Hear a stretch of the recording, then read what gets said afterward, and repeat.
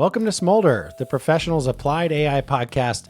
I'm your host, James Wagenheim. Today's guest is Lucas Ames, the CTO for Global Online Academy and a driver of innovations in education. GOA is a nonprofit organization founded and run by educators. Lucas and the folks at GOA push to innovate and reimagine pedagogy at all levels. And in this episode, we explore challenges and opportunities AI presents to educators, students, and administrators, emphasizing the importance of maintaining curiosity and personalization in learning. If you like this conversation, please hit the like button, subscribe, or find us on Patreon. Without further ado, here is Lucas Ames. Lucas Ames, welcome to the Smolder podcast. Thanks for joining me. Yeah, thanks so much for having me, James. Awesome. Well, I am really excited to talk to you in this format because, education is something that I think about all the time. I had a really non-traditional education. I was homeschooled as a kid from 3rd grade until 9th grade. And so I have some really different experiences than I think the mainstream, and also just a lot of thoughts about what potentially makes good education versus a bad education, because I struggled so much with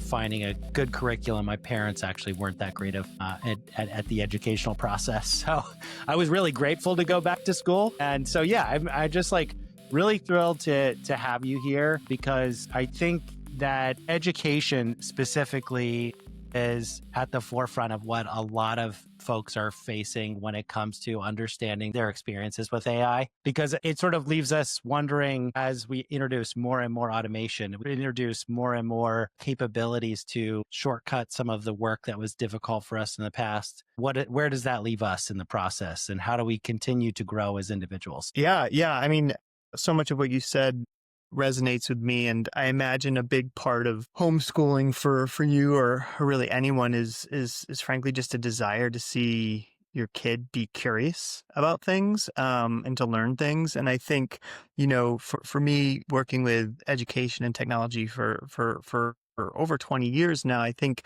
that has been the primary goal of what I've sought to do, is to use these technology tools to try and increase curiosity. And so as I'm keeping my eye on what's happening with AI and even how we use AI at GOA, we're thinking about what about this tool can help us make kids more curious, make kids more interested. And if we start to see that line cross where they're turning off the active part of their brains in service of the tool or in deference to the tool, it becomes that then we've probably gone too far. But to your point, I mean, we have had different technology advancements where we have given over some of the hard part of what we do as humans to technology, computer or calculators, right?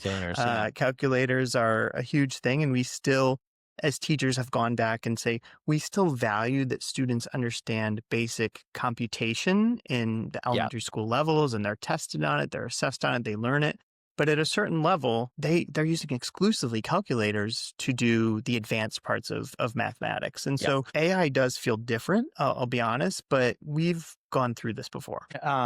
It's so tempting for me to just jump to the question of what's the answer to all these questions? And I know we don't have the answer yet, because we don't really understand the technology that we are, have already built and are actively, aggressively building.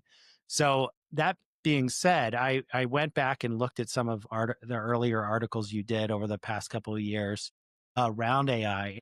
And maybe I would like to just bring a few of those concepts forward and just ask you, how can schools elevate their AI strategy? What are some of the ways that they can do that thoughtfully? Yeah, it's tough. So a bunch of conversations need to happen on schools, and schools are struggling with that. Now, one of the main reasons why is the speed at which this is moving, which you just alluded to, but also the transformative nature of the generative part of AI.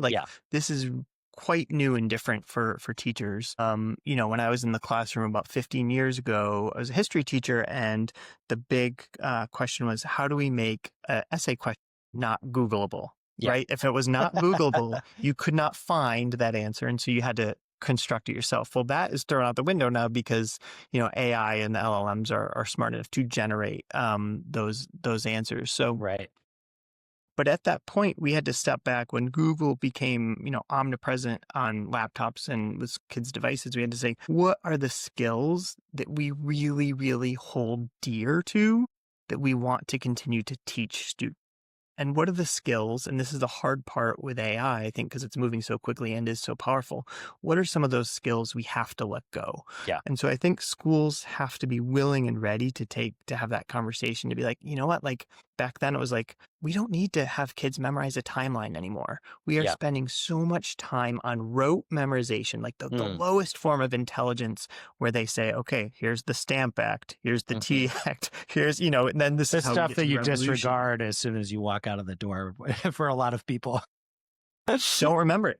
Yeah. I mean, the A students do enough to memorize it for Right. the test, and then maybe the final, but like they'd be hard pressed to recall all Yeah. of those things even a year later, and we've seen that in studies. So that's really the first question schools have to tackle, and most schools, frankly, are not even there yet because there is a lot of trepidation and nervousness generally about the power of AI that and cheating in particular that we haven't gotten to those questions. I think there's schools who are a little more forward thinking are starting to be like, okay, we can maybe set aside these components of the writing process in favor of maybe these more higher order things that we really think kids need to know. We really think students need to be able to find evidence that matches an argument and align that evidence in an essay in a way that's coherent. Like they need to be able to at least build that themselves,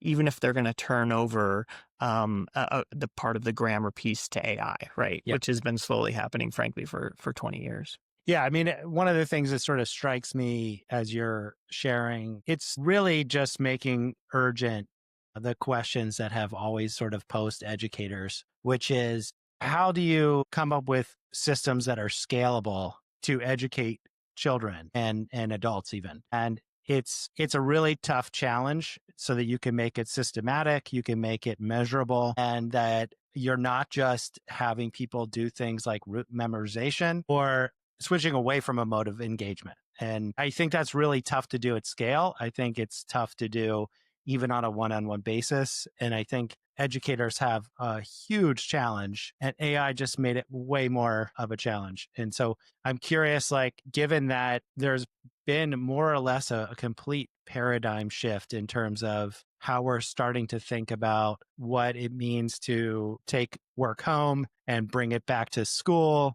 Like, what do you think are some of the things that people that are sitting in kind of your chair as a technology officer should be thinking about? Yeah, so I think the first things, there's a lot there that's interesting, and I almost stopped you to be like, actually, this is what excites me so much about Yeah, AI. Like exactly. the idea, I mean, everything you are saying, I don't want to go full accelerationist on you, James, Sure. but like Yeah. everything you are saying is really exciting about AI Yeah. because AI, we've had adaptive learning for a long time. We've had online learning. That's the space I come from at this Hmm. exact moment. But we have not really cracked like that personalization, not like perfectly. And I think the difference that AI maybe can play is that it can be adaptive, but it can also write and adjust based on that specific student very, very quickly. Yeah. For example, we know that students are really good at relational and relative learning. So if we know them, they're going to be better students if we know who they are and their interests. Not only that, we can teach them better if we connect it to something they already know. So if I am a student's AI tutor and they are really struggling in psychology with this idea of cognitive dissonance, but they know that I'm a big Star Wars fan, they can fine tune the example about cognitive dissonance to what happened in Star Wars. And I guarantee you that student is twice, three times, four times, maybe 10 times more likely to understand that topic than from the textbook where everybody gets the same definition that's might be tied to one example that may not be culturally relevant to a kid. It may not be economically relevant to a kid. And it certainly isn't always interest-based relevant to a kid. So Yeah. I'm gonna flip for a minute and be excited on you about AI because I think those are the areas where if we can retain the human element piece, right? The teacher who is inspiring, who has a relationship, who understands, who knows, and they can work alongside, in theory, an AI tutor, that's going to take all the problems that you just mentioned with AI and that or with education and that it's Mm. universally offered. It's not personal. It can be boring if you have divergent interests or you have a unique idea. actually, I think AI is very exciting in Yeah. the ways in which it can twist and do those things. And we can come back to that more if you want, because I think you would probably have similar thoughts and excitement about that.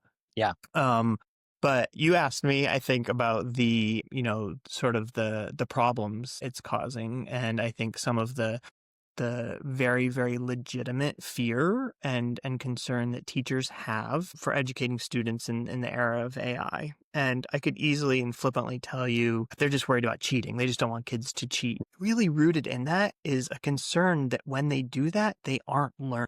And so teachers, if we pull back that first, like, oh, they're just cheating. They can't do anything home. Like, at their core, they want Yes. students to learn that concept. And if they're not, if you're taking as you mentioned, like taking the AI shortcut, they are not able to grow in that skill. So that I think is the big concern. And I think what it's going to do is it's going to flip a lot of traditional norms. For Hmm. example, you're talking about like taking work home. Like my kids, when they bring home a worksheet, I'm not sure that will still happen in 2 or 3 years, Yeah. right? Because that is every kid gets the same worksheet.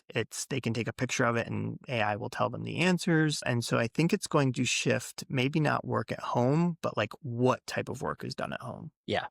Well, it's so we've been graduating from YouTube University for a long time as a society. And I think we're able to now inject this into a classroom setting where the ability to have this wealth of knowledge at your fingertips at any moment and the idea of progressive learning really becomes, like you said, scalable and personalizable. I think that is a really exciting opportunity. I think what stands out to me, and I'm wondering if you're seeing this, is that it's going to be really tough for the folks that are going through this right now because we're asking even more of our teachers than maybe we have in the past. And I think folks like yourself are really key to making that something digestible. Yeah, I think it really, I mean, going out, I think I've been to 5 or 10 schools where we're going out and talking, all independent schools in the US, and we're talking to teachers about, we're brought in by admin and say, hey, can you help our teachers wrap their head around, what this change is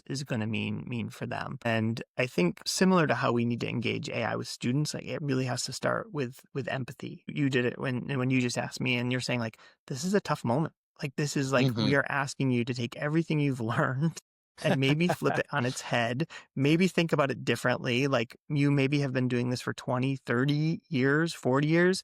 I had a teacher who used to teach with me who he taught for 52 years, and he came to us to teach online, and he had to like rethink about what it meant to teach entirely. Absolutely. And I think now we're asking, he did that voluntarily. Now we're asking that of every teacher. And by the way, we're doing it on the heels of asking them to do that during COVID, where they had to drop everything and Yeah. become online teachers, Yeah. right? And so what you're starting to see is like an attrition. And so if you don't come with empathy, you're not going to connect with the Yeah. teachers because they have been through it, Yeah. truly. They have. So I think we really try and start there. But I think that also models what we're going to need to retain when it comes to injecting AI. Like what's going to be so valuable is just precisely that, their humanity and connection with students. And so we routinely survey students in our courses and we say, evaluate your connection to this teacher, evaluate your connection to other students in the course, evaluate all the things, your grade, feedback, everything. The only two things that stand out in terms of like whether or not the student had a good experience that are, somewhat strongly correlated to a good experience are relationship to the teacher and Yeah. relationship to students. Nothing else. It's all the rest is noise. And so I think, going in and talking to teachers and reassuring them that humanity piece and that their relationship with students and frankly, their relationship with each other is really, really, really important Yeah. because they are going to need to adopt AI. A lot of them will come in and say, is AI going to take my job? Right? Like Hmm. I'm the Spanish teacher. AI can literally like translate and talk and give feedback with my student in Spanish. And I think we're pretty confident. And there's a great quote out of the Career and Sciences Center at Stanford where, 80% of teachers who adopt AI are going to probably take the 20% of jobs of the 20% that don't, right? So there's going Hmm. to be 20% that effectively like give up and say like, I'm not interested. those, if you're not adopting AI, you probably won't be a teacher like Yeah. in the future, right? Hmm. But there's going to be 80% of you who did, just like the 80% of you who adopted laptops in the classroom Hmm. and Google and the calculator. And you're gonna lead us going forward. So I may have Yeah. diverged from your No, first that was question. great. So No, I think you hit on a couple of things that I've found really interesting, and the relationship aspect is something I absolutely personally experienced. So, I wasn't a great student in high school, even though that was a really formative experience for me and really essential going forward. But it was really clear to me that any teacher that made an effort, that return was really easy to see when I bent over backwards for those teachers that just made sure. the effort. And so I really resonate with what you're saying about relationship being the most important component and relationships for students. So that's a really exciting thing to hear you say. I think also it's really fascinating to just understand that students are probably going to lead the way in a lot of these categories. Or do you think that's true? Always have. No, absolutely. Always have. Always. Yeah. I think always have and always will for sure. Yeah. Yeah. And so I am imagining that, and this has been true even back when calculators came into the mix, that the teachers that are open to partnering with students to find a new way of learning are going to be the ones that are going to be successful. Yeah, I think, and there. So you talked a little bit about like going into schools and talking to schools and talking this with teachers and trying to figure out like how to help them address this new era. And I think the one thing that we have seen when teachers' eyes really light up is when you add students into that conversation. Yeah. When you have a panel not about AI and the future of education, and you have 4 teachers, that's really great. But when you add a student into that mix, wow, The you are engagement going goes to up. learn a ton. The Yeah. engagement goes up, not just because the student is there, but because it's a different voice, it's a different constituent in this like education ecosystem. And so teachers honor and value students almost entirely. They're very a student-centered approach. And so when you have that voice, not only does it carry weight, but Hmm. it also like excites them. They're like, oh, whoa, like they're really excited about that. They actually see the power of AI. They see the peril of AI already. Like there's something there for us to hang our hat on when we want to teach with AI. But they also see too, I think, this idea of students, if students are talking about their use of AI, right? They are going to want to help teach them to see the full picture. So they Hmm. become inspired because they're like, oh, I'm hearing the student and like, they're mostly right. But wow, if we could just help them through this little bit and educate them on ethics or privacy, or we can make them a much more well-rounded consumer and user of AI. So teachers get excited in a variety of ways when you introduce students into the conversation. And so I think you make a really good point is that it's not just about that relationship with students, like after you've started a course, but like using students and partnering with students to sort of write this new future of what education looks like with AI. Yeah. And so I guess let's say that we have a really nice environment for students to learn in, and teachers have accepted the material or have accepted the technology as a useful tool. How do policies need to evolve, and also standardized testing to account for the shift in education? And how have you already seen moves in that area? Policies, yes. Standardized testing, no, or less so. But for the policies piece, and it's still moving so quickly Yeah. that we have been very, very hesitant to make even the slightest universal policy on AI. So we have a few like, we're stewards of student data, sometimes quite sensitive, sometimes personal. So like, to date, I don't know if this changes in the future. It may, but to date, we don't ingest like student first name, last name alongside their Right. work. Like we de-identify that for Yeah. now. That said, we give all of that information to Google and it's in our Google Drive and all these other places anyway. But like for now, we're not adding that to AI because we're not quite there yet. So other than that, though, we are so hesitant to say, here's what you need to do with AI. Here's what your policy needs to be. We were working with a school in Brooklyn, and they are actually doing it department by department. So each department will create like a red, yellow, green for using AI. Like green, go ahead. Yellow, proceed with caution, and red is a no-go. But they even found it difficult to do that for the school versus department and department, because some departments, what was yellow was green, what was red was yellow. Hmm. And so there's peril to that, because it can be hard to, as a student, like, oh, I'm in history now, like, what's the green? But on the flip side, it allows for innovation, different innovation within each department. It allows for some flexibility as we just figure this out. And so we've leaned toward accepting the messiness of that in favor of not over policying or Hmm. banning or saying no, which we don't think are great ideas. So you talk to standardized testing, and there's two big standardized testing folks in the K-12 world. There's many, but the two that you hear most about in secondary school are the AP and the IB. And when AI came out, you had divergent opinions, and this has since changed, but AP said banned. Do not touch it. Do not use it. You cannot Yeah. at all have any Hmm. sort of AI usage in our program or our classes. IB said that's ineffective.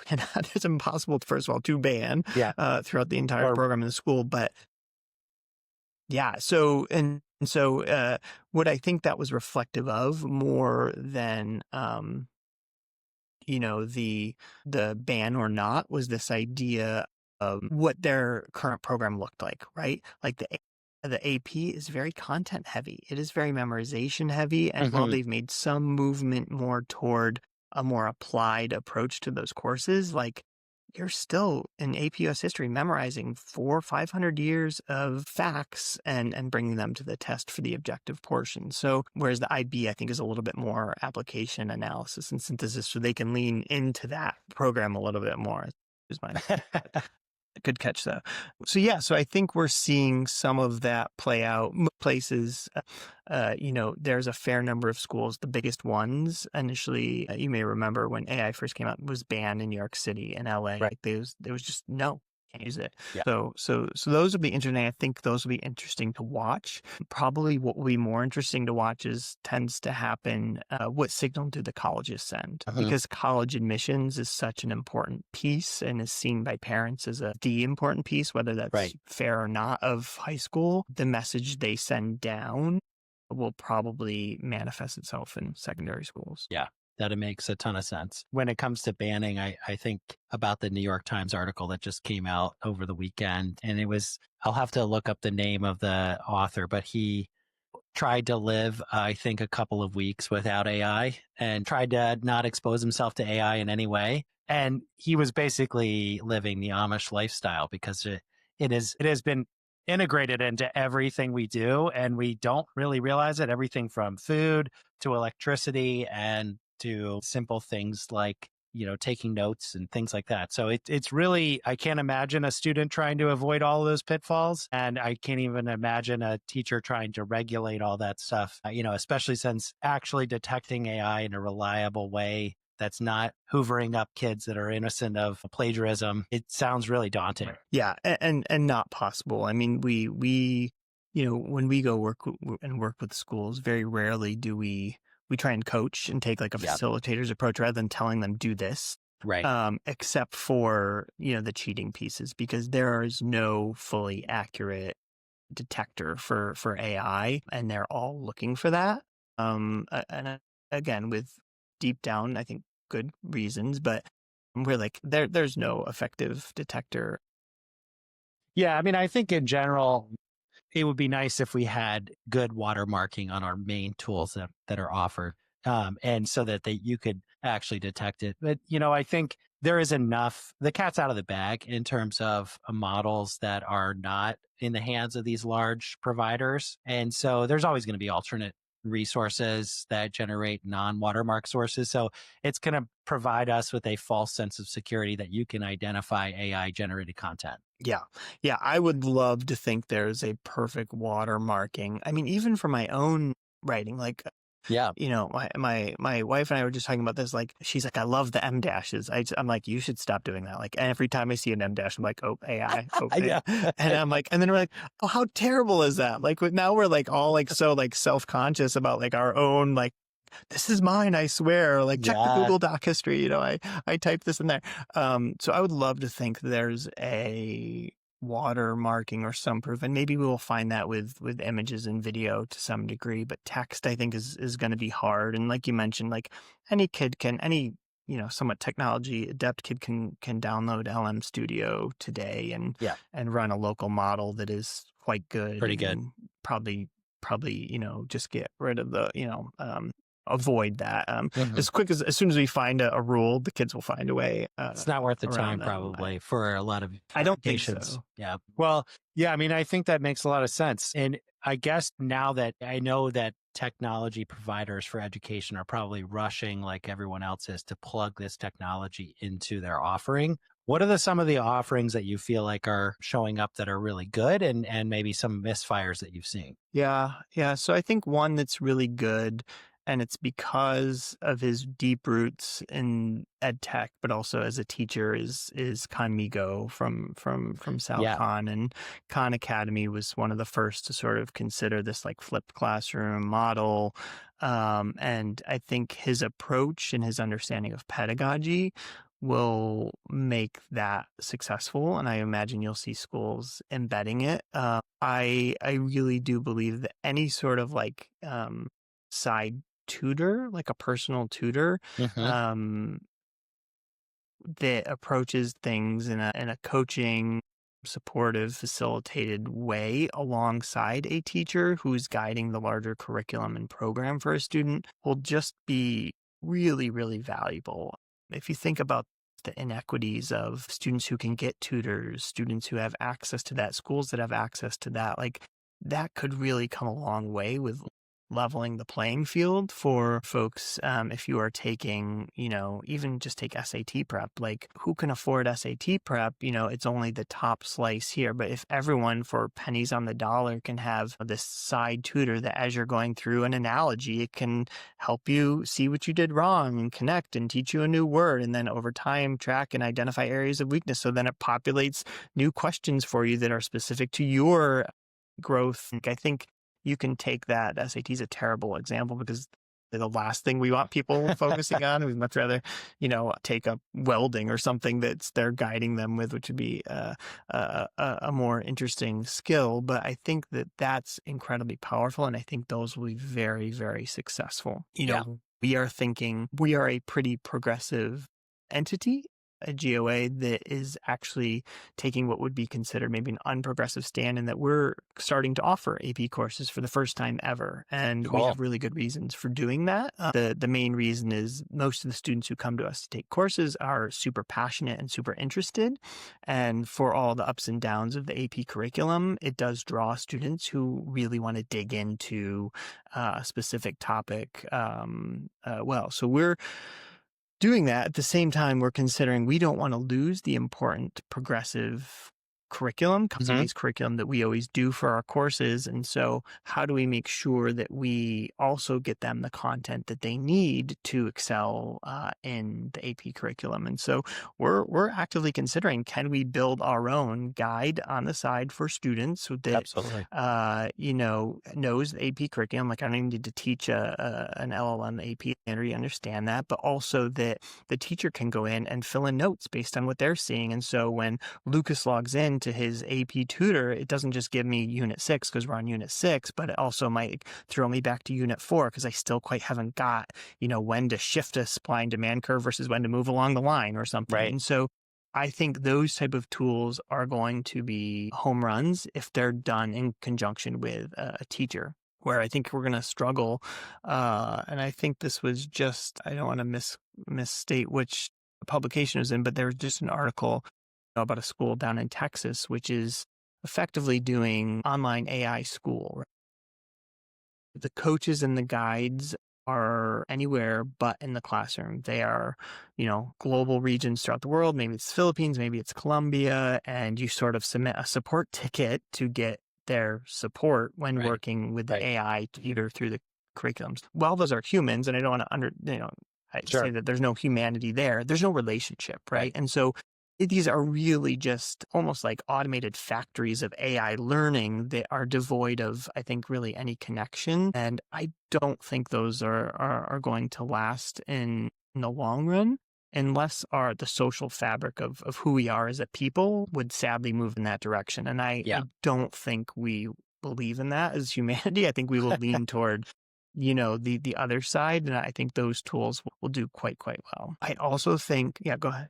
Well, I was just going to say that I don't know if you were following Character AI and the fact that they've decided to remove access for under 18-year-old children. And while I think that's a really good move, I do think it's remarkable how many young people are forming relationships with what they would call relationships with online agents and generative AI. And I think there's probably a lesson here in that there is, some of these guides are going to have personality to them just in the terms of the voice that they're communicating in and how they encourage people to continue to advance through the steps. And so, I could see personalities being part of the equation when they come up with effective guides and bridging some of the gap. And I ultimately agree that the aesthetic that needs to show up is a human aesthetic. Yeah. But I could see there's going to be a little bit of a blurring as always, kids are way more comfortable with this transition to technology than we are.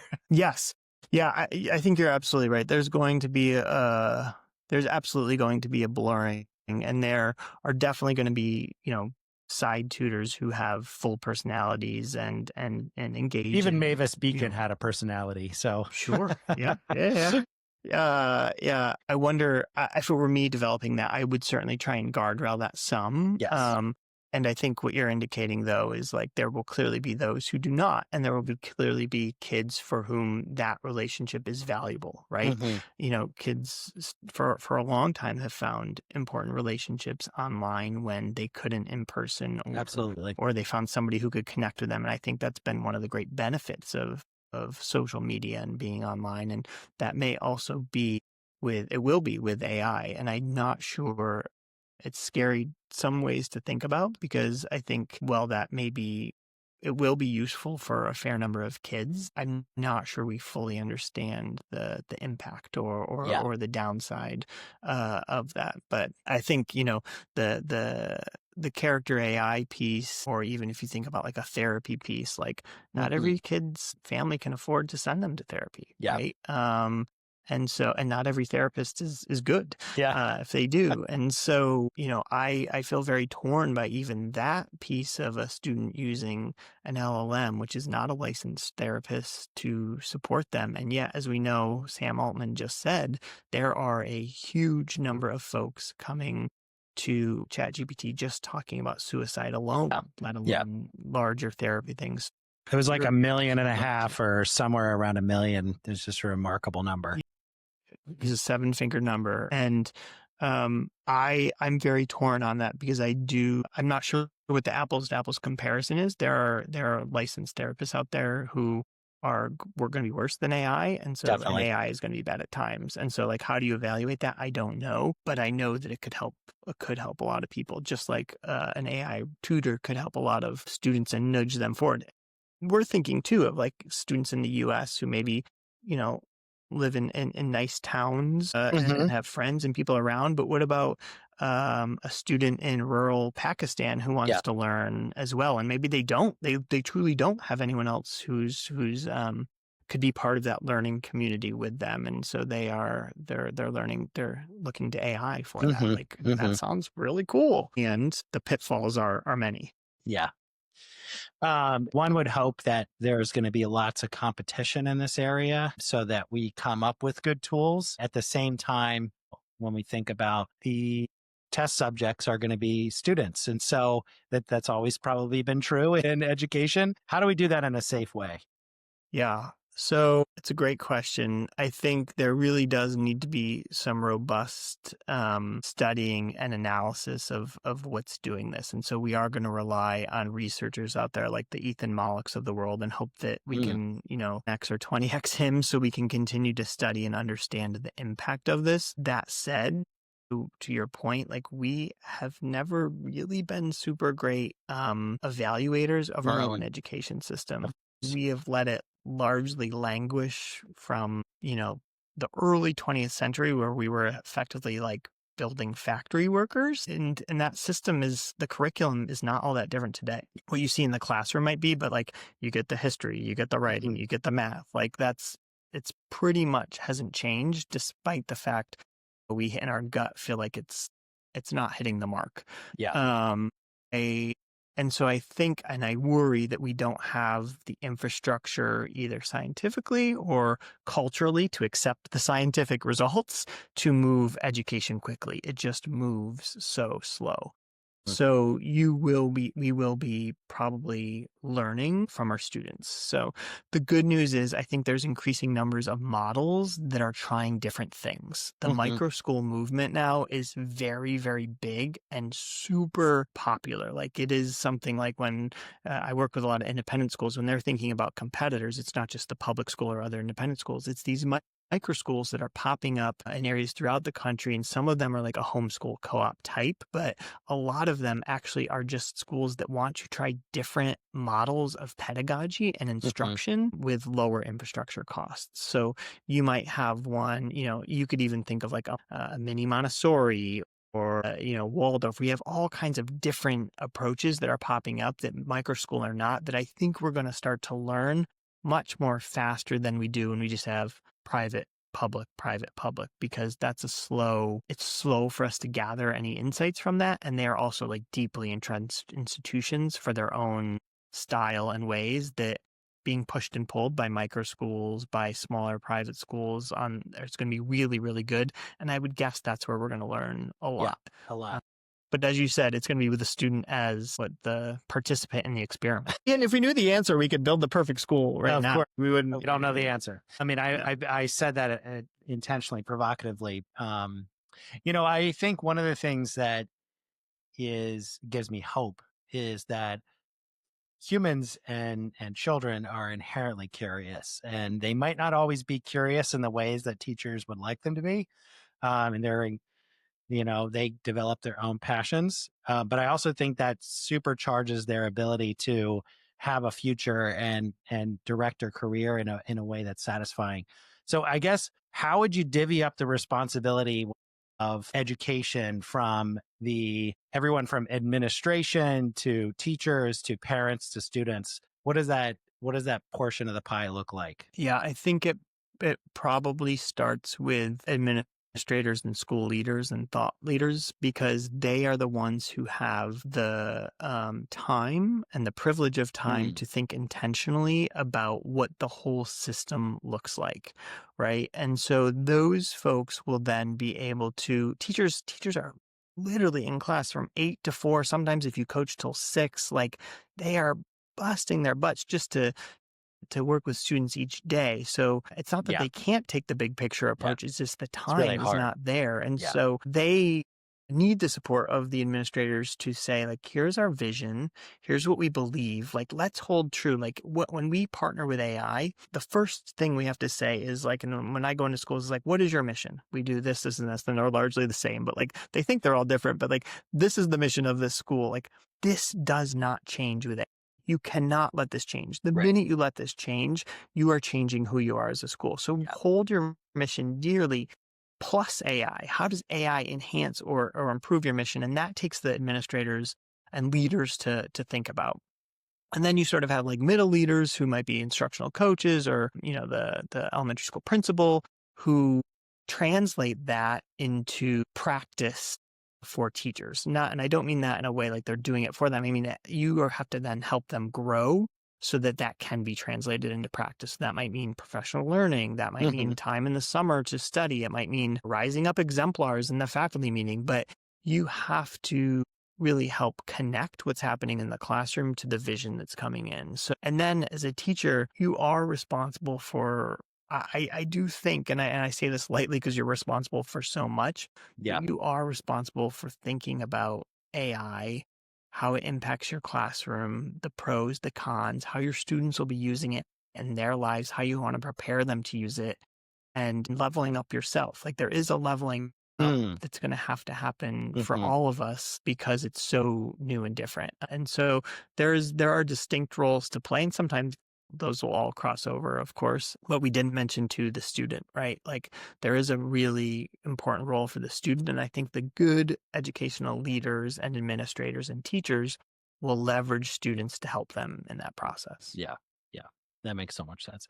I mean, I think I this is kind of a silly analogy, but whenever I first got a dog, I walked around and I used to work for a pet products manufacturing company. So there was tons of dogs running around. I used to walk around and look at all the different owners that had puppies and or just really well behaved dogs. And I would be like, what did you do, to get such a good relationship with your dog?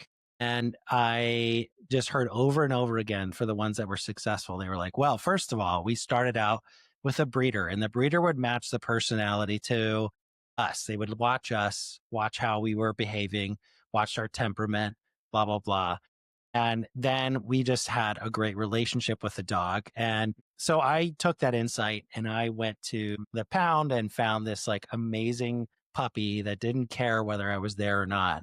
And all the other dogs in the pound were sort of barking and jumping and trying to get my attention. And I was like, that's the dog I need, that's like very low maintenance. And it was remarkable to me just how much of her personality was present from the very beginning. And the same was true with some of the hunting dogs you would see around the office. Like, for example, the bird dogs, they would put a tissue on the end of a string on a stick and they would just put it in front of the dog and it would immediately go into a point.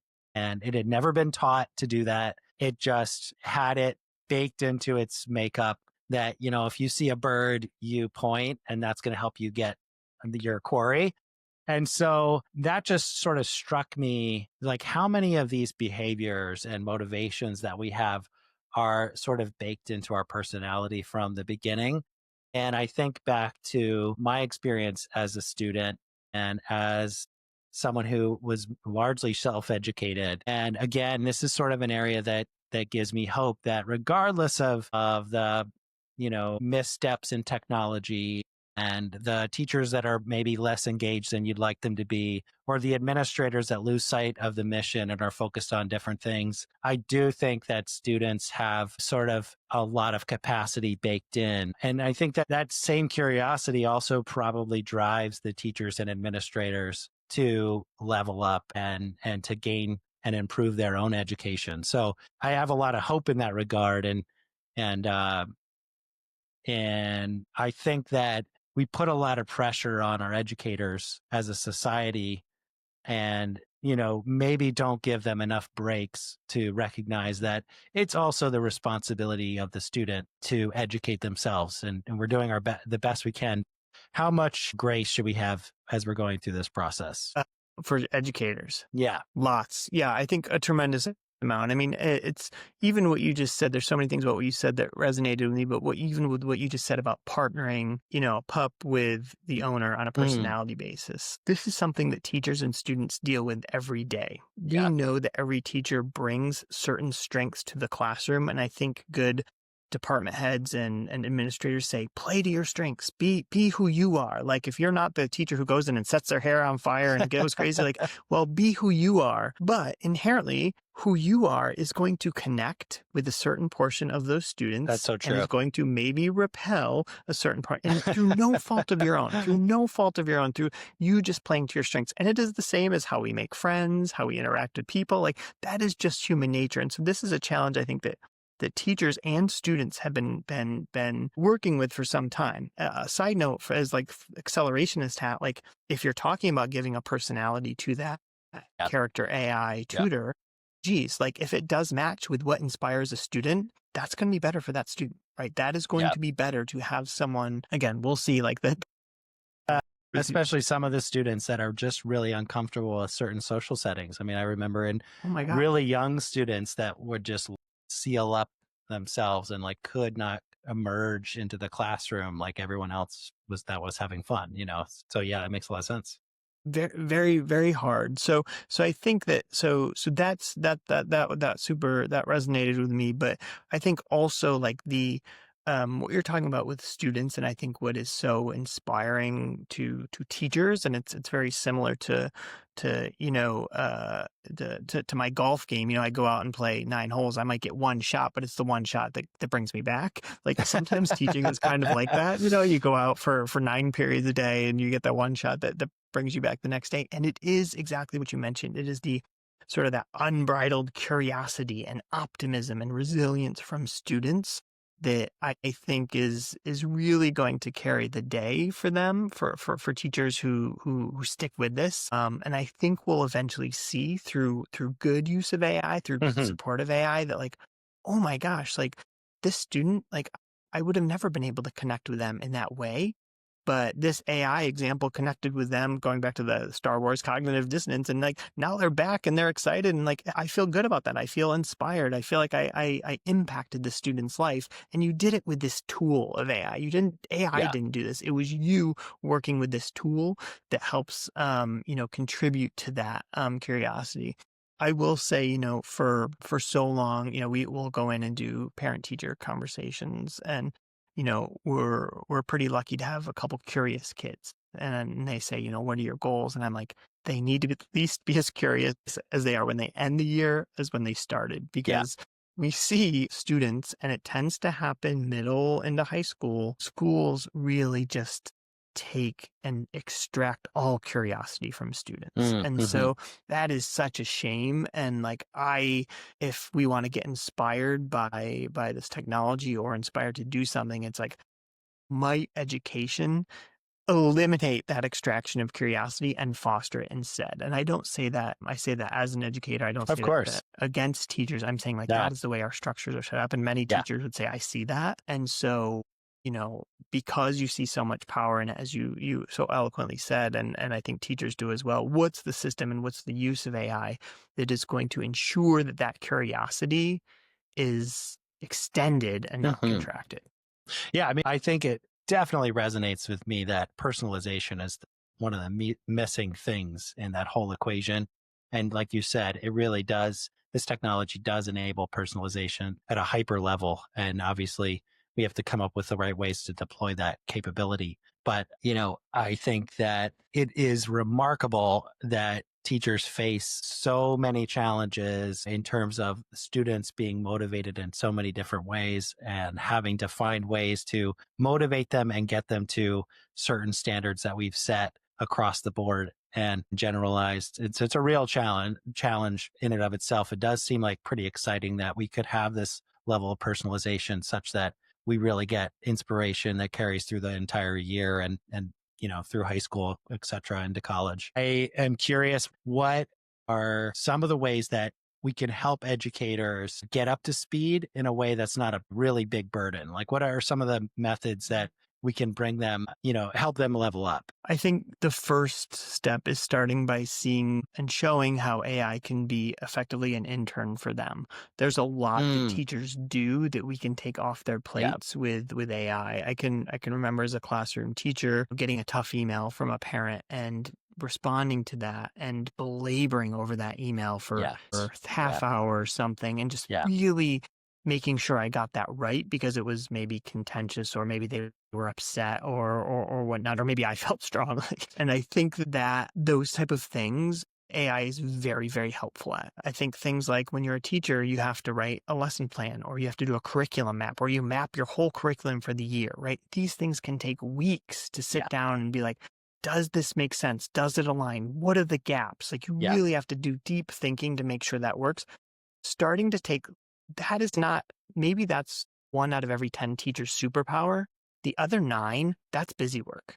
And so if we can eliminate some of that busy work with AI, stuff that AI is particularly good at, like writing an email or aligning curriculum and identifying gaps, like those type of things, I think we can relieve some of the pressure on the day to day, such that we really ask teachers to begin building in professional learning and leveling up. Most probably significant way to do that is to give them time to play. We go into schools and we run this workshop where I get up there and blab for an hour and a half, and yay, that's interesting, that's hmm, fine. But then the second half, we just say, based on what you heard, experiment. And I just walk around the room and like give feedback and talk to folks and coach. And like they say, I've had folks say, I've been working here for 20 years. I have never been given an hour to just play. Oh, And wow. I think that Yeah. that is a tremendous thing with AI. Like you have to kind of just do, right? Yeah. Learn by doing, right? This Yeah. is so I think that it's twofold. It's one,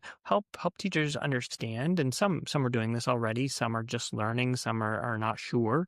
But like there is ways in which AI can serve as a personal assistant for you as a Yeah. teacher. And who doesn't serve a personal assistant more than a teacher, right? Like those are the folks who should be giving personal assistants to, or Definitely. administrative assistants to be able to do that. And yet we do have then a responsibility, unfortunately, to fill that time with leveling up. Yeah. So you said so many good things there. And I remember my teacher friends just spending so many hours on the administrative work of preparing to teach. And my brother has been a teacher for many years. And I remember his first year, and it took him a while to get the curriculum in shape and know his curriculum well enough such that he could confidently teach it to kids. I read the book, Teacher Man. Do you know that one? Yeah, yeah. I love that book. So it was a great sort of illustration of some of the challenges that new teachers face when they enter a completely new environment with a bunch of students that are half engaged and half not engaged, and learning how to structure the material and then communicate it so that they're successful. It's a real challenge. So I 100% agree that giving, and this applies to me as a developer, taking time to work and solve problems, real problems, using the technology is the quickest way to learn it. So it's exciting that you're doing that. And, uh, I think of all the work that's going into automating software development around adding agents that you can set up. And I could see there are some potential parallels for that assistant type work that might show up in a school environment. I'm wondering if you're seeing any agentic work in that environment yet. Yeah, I think it's interesting. We're actually adding a vibe coding class this summer, which would So be cool. interesting to see Yeah. how that goes. We've seen a real decline in for better or worse, our like syntax based courses like Java and Yeah. Python, which is too bad because Python is actually very important right now. But it's responding to student demand. So the vibe coding we're super interested in, and we'll certainly talk about all the perils that come along with it and the pros and cons. But specifically for teachers, we have grappled with this type of thing. One of the things we are thinking about are learning reports for students. These are effectively small essays that each teacher has to write multiple times a semester on how a student is doing. And it's this window dressing that happens at a lot of schools that reflects my relationship with your student or with you as the student. And unfortunately, because the amount of time it takes to write a 300-word essay for Yeah. 80 kids or however Yeah. many you're doing, they're not always That's that great. insane. It's not. I mean, it sounds intense. Very intense. I mean, I will admit to having 15 years ago a spreadsheet generator. Yeah. Different. I'm like, okay, the students, this isn't like you will, because you have to do that to get through it. So we've experimented with that, and we said, okay, if we can pull down this data, anonymize it, or attribute it to some, random number, so we know who it is, what type of output can AI do? And it's really, really good. Yeah. I will say, like, it can synthesize well. It pulls in examples from work. It writes a better report. Yep. And there's something about the lack of humanity in that, and the lack of humanity that if it becomes aware, or we just are transparent and say that that's what we're doing, which would probably be what we do, that we're not sure we feel comfortable yet.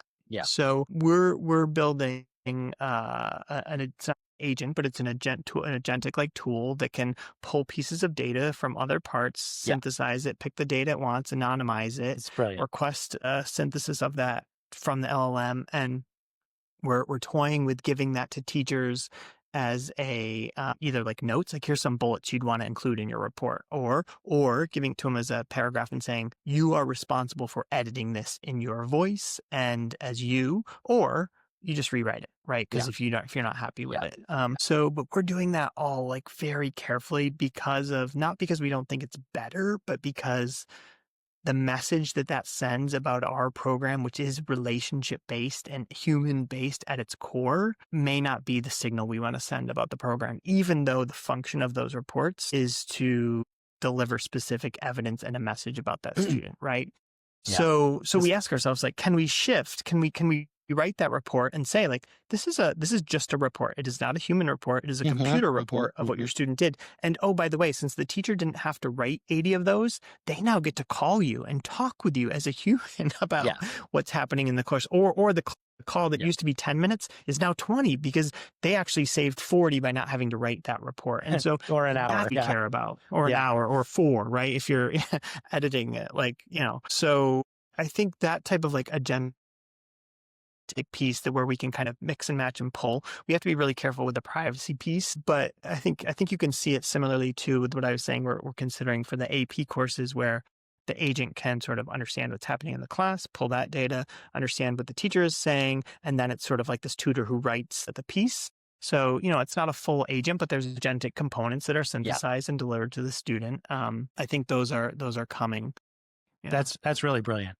Just like when you were saying this, I'm just picturing a slider where you've entered 5 bullets that are specific to that student that you noticed, and you drag it down to a fully completed summary, or you drag it back up and it's more and more, goes from a couple of bullets to a couple of paragraphs to a fully baked essay, just Yeah. like the idea that you could have that take a peppering from the teacher, which is anecdotal and qualitative, and then adding analytical data and actual samples from their work and producing a summary sounds really, really valuable. So here's the rub.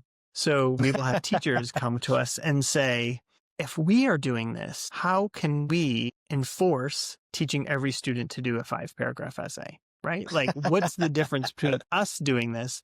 And so I think what's going to happen, and I don't have the answer to this, and every English teacher will be mad at what I say, but what may happen is that we end up caring less about the formal structure of the Yes. 5-paragraph essay than we do building of it, right? Like, Yeah. is it really that the student like Yeah. writes in that exact Exactly. structure, or is it that they know they need to move this evidence up and this down or bring this in? And like, they may end up being like constructors and ingredient identifiers, but maybe like the exact words of the essay, maybe that becomes less. It's not the seminal piece that every eighth grader does anymore, right? Yeah. We might let that go. I don't know. I'm not, the English teachers are going to be thrilled to hear that. But so just tying it back into what I was saying before is, we will have to take, and it's probably not the 5-paragraph essay, I'll admit, it's probably smaller things, but we will have to remove things from our curriculum because the AI is just doing them so well that it is not a skill anymore that we need our students to be able to do. This reminds me a lot of, I don't exactly remember the reference. All formal documents had to be written in to be able to advocate for anything and move things around in the public sphere in China. And one of the biggest sort of innovations that came with the modern Chinese Revolution was ditching that formalism because it democratized education. And so people could learn. It was a very highly stylized form of writing that you had to be educated for a really long time to be able to execute. And so obviously the 5-pointed essay is easier relative to that concept. And I'll put it on the screen later if anybody's curious. But I do think that one of the things that was really challenging for me is I really struggle with formalism, and I am very interested in the content. And I actually think that we care less as a society about formalism than we do about content, but we really struggle to find scalable ways to emphasize content. And it sounds like you're, zeroing in on some of those ways, which is pretty cool. Yeah, no, I think you hit it on the head, and it's interesting. I don't know that I would have said democratize, but that's exactly what it is. Education has really been meant one size fits all for so long. Yeah. And I think the 5-paragraph essay is maybe a good example of that. Again, I'm all for writing. I'm all for analytical thought. I'm all for synthesis of Same. material, but does it have to follow the prescription that we've always asked? No. And then I asked myself, well, why do we do that? It's probably because, again, I have 30 kids in a class, feedback on an essay on all these. Of And so, like, course. a consistent structure and a consistent rubric is certainly allows me to give better feedback than, a qualitative response to every student's uh, divergent thought, and I don't mean that in a negative way, I mean that in a positive way. If you have a 22 paragraph essay that uses a picture, like, great, but like, how, might AI be able to help us even with that feedback Yeah. someday, so that I don't have to give feedback in all those ways? So that really resonates with me. I think a lot of that formalism, and it's going to be to the chagrin a lot of my colleagues, will be falling away. Well, it sort of leads me down the road, and this has been true for a lot of discussions around software development, which is we are still building for a world that doesn't include AI. So the first thing that I thought up after the slider around being able to provide a summary to parents and students, but also would they have their own chatbot that they could ask on demand and alleviate teachers of some of that burden of being able to answer every single call that comes through for their student. So that parents could be like, what are some of the challenges today? Like, a lot of our infrastructure is built around um, a pre-AI setup. And so I'm interested to see like how our interactions they're going to change a lot. I'm just curious if you have any other thoughts on what are some of the structural things that you might see that'll change along those lines. So we do that. We built that. Oh, We have cool. what's called a live look, and we don't give it to parents yet. But the way my organization GOA works is we have 150 member schools, and we have a site director at each one of those member schools that helps the students with their online course with us. And that site director can go into their portal, and they have a live look. And effectively, what it does is So it's cool. an agent that curates that, and it says, basically right now, here's what's happening. So you don't have to wait for the report. So I think that type of thing is going to be really, really important. I also think we haven't really talked about student wellness, but if we build with AI, for example, in our attendance, in our SIS or student information system, you have to be very careful about the predictive word, and not Mhm. making mistakes. But if we had a student-centered approach to wellness where it's like, eek, the student's been absent a couple days, they had detention 2 or 3, and we noted this teacher wrote this in the learning management system. Should the guidance counselor go check on them? Mm, Right. And mhm. at a school, the guidance counselor might be in service of 300 students. They're not going to see that every time, but we might be able to early identify students who something's wrong. Maybe there's like food insecurity at home. Maybe mom and dad are fighting. Maybe they're suicidal. Like, all of these things are happening every Mhm. day at schools. Like, they're very hard for one wellness team on campus to identify. And so, well, in my head, I'm like, oh, Jesus, this sounds like predictive, like in a bad way. Mm. Man, if it's done well, could it just mean a conversation with that student to see how they're doing, Yeah. and flagging, right? So again, we're talking about not predictive and like, okay, send that kid to like special therapy session today because Yeah. they hit all these metrics. Yeah. No, we're saying like, how does it allow us to be human with that student, right? And Mm. and we as a human can't identify those markers for 300 kids, but I can have a conversation with them, and it can help me identify them as a student I need to prioritize for a conversation. And I think that could be very powerful. Mhm. Schools, in particular, public schools, are really centers of their social safety nets in a lot of ways, Yeah. and they are dealing with a lot more than educating students. And I think that that's very hard. And I think the degrees to which we can use AI or technology as a tool to support student wellness should absolutely be considered. And even with the trepidation I have about this being like potentially predictive, or look, what's the data that we have on Mhm. them now? Mhm. Like, I think there's big questions, but geez, like, if we could help more students from a wellness perspective, that's an overwhelming prospect for schools right now. And we're not even talking about teaching. Yeah. So I just had a podcast with Jim Duffy and Adam Hansen, both are developers, and I brought up the fact that they just released a New York Times article on JP Morgan Chase, including AI as a tool for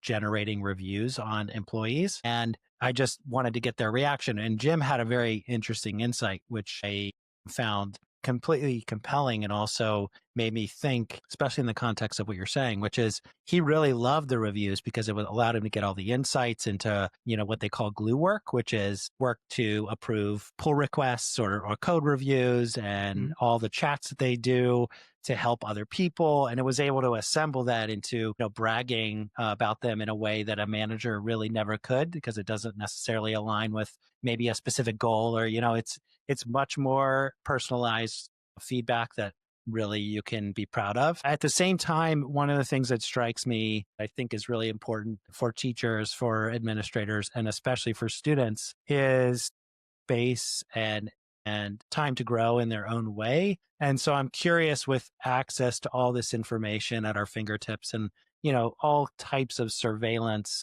from cameras to social media to now the ability to search and figure out what they're doing at any given moment in a classroom. How do we give them the space to become who they are and not helicopter parent them into what we think they should become? Yeah, it's a great question. And I I think it's going to require like a human sense to not overwhelm that helicoptering, because if we turn this over directly to machines, it's going to fit them into a certain, frankly, Definition. right? Yeah. Definition of Yeah. where they think they are headed. It's some of the similar to questions I have about the curriculum path that students take. Quite often, we've actually moved away from being very prescriptive and giving students more freedom to pursue their interests. That's literally the core of what my organization does. Absolutely. And I wonder, if I make a 16-year-old take a certain course that they don't like, might they actually like it because they're not sure that they've seen it all? So I think that that's a very similar conundrum, but I think it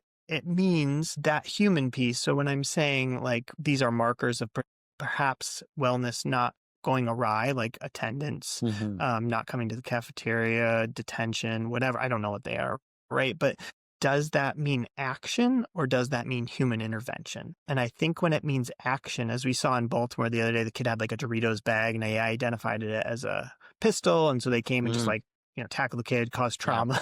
Wow. He had a bag of chips. I'll have to look that up. Because it meant action instead of a conversation, right? Yeah. And I think we need to focus on the action piece being human intervention, not machine intervention. Yeah, I think so. I mean, who knows?